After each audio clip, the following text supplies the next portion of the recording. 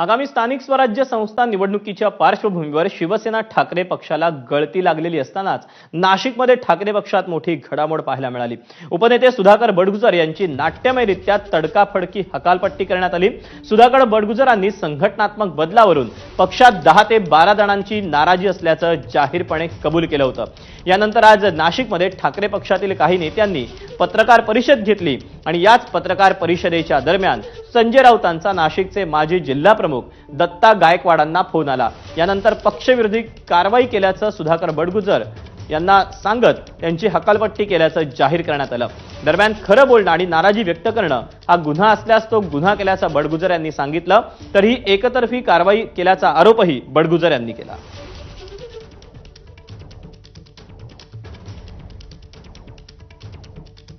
काय बोलणं झालं तुमचं आणि ते का नाही आले का?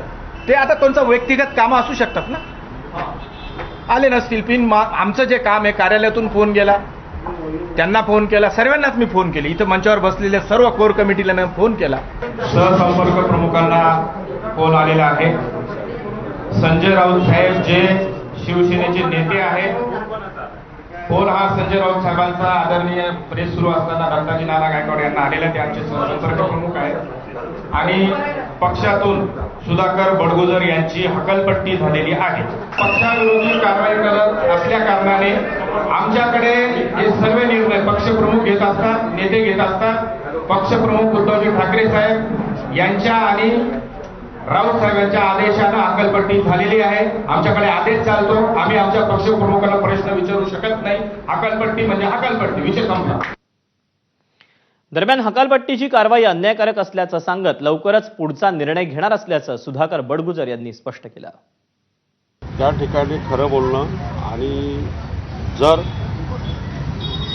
नाराजी व्यक्त करणं हा गुन्हा असेल तर मी केलेला आहे आणि मी मान्य केला आहे। तो सकाळपासून फोन मी दिलेला आहे। माझी चूक असेल ना ती दाखवली पाहिजे।